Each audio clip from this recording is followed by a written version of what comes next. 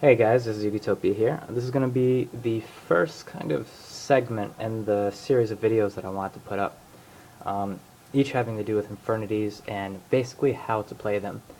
I know that they're going to be getting a lot more popular because they have gotten a boost in consistency with particular cards that have come out.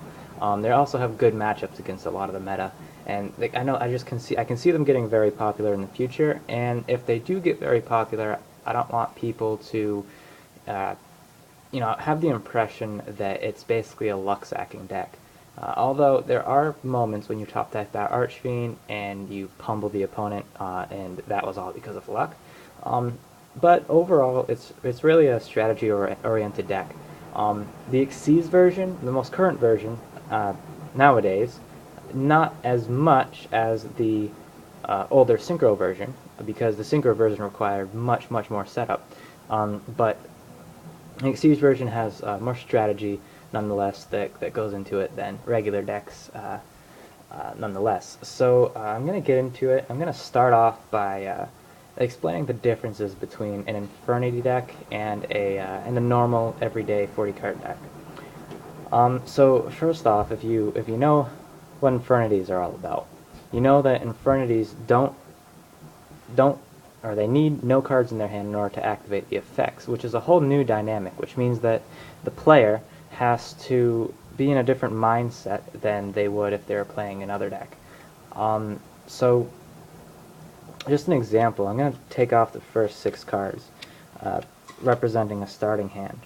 And if you look at the first top cards, if I can get them, normally in your everyday deck, let's activate Pile Duality here real quick and see what we get. You would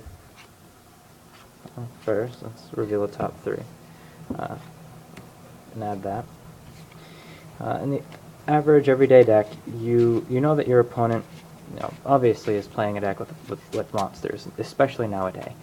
One that can get over 1800 attacks, so you may even think about setting this in defense mode and setting all of your traps and your useful spells and keeping maybe your combo-oriented cards in your hand.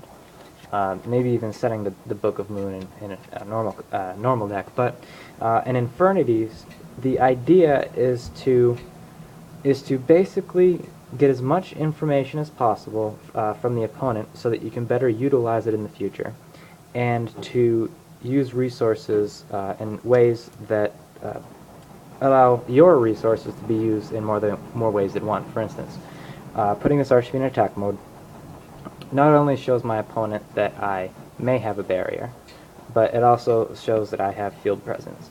And by setting it face down, the opponent's mindset isn't going to be that this is much of a threat. They're probably thinking it's either an Avenger if they are used to playing Infernities, or a Necromancer. Not particularly an Archfiend, but by placing this in attack mode, not only are you forcing your opponent to play the way you want them to, but you're also making them think you may or may not have things that you don't. And by setting all of the cards in your hand, you're now allowing yourself to top deck an Archfiend and I don't believe I shuffled after that duality, but it just allows for better plays in the future. There are advantages to setting your Archfiend.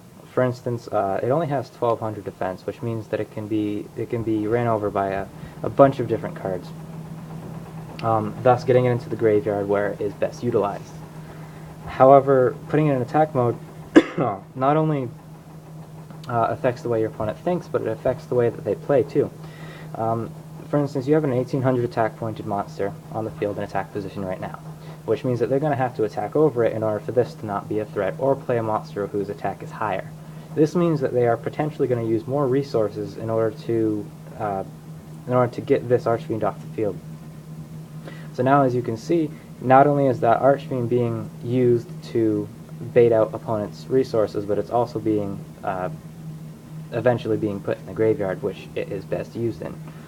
By setting all of these, not only are you making it so that your opponent has a less chance of hitting the cards they want to. Oh, sorry about that. But you're also putting them in a different mindset. And that's the whole idea behind Infernities.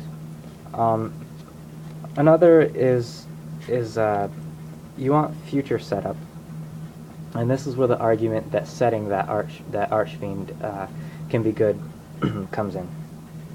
For instance, in the future, you know that you have plenty of cards that can bring out your Archfiend from the grave in your deck.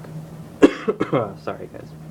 But you know that you can potentially draw into those, which means that there is a good chance that you can bring out this Archfiend, and you can then plus off of it and go off or do whatever. And that's all up to player preferences. This is what determines an Infernity player style. And there are multiple styles. This isn't like the best, the most optimal example, but it shows what I want to get across. And that's not all of what I want to say about the whole mindset behind the deck, but the whole point that I wanted to get across is that Infernity, it takes a different mindset than a usual deck.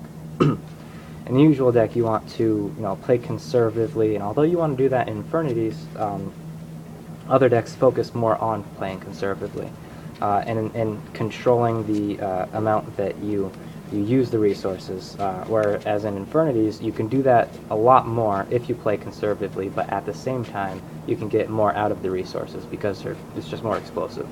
But yeah, so this segment is going to be split up into 3 more parts,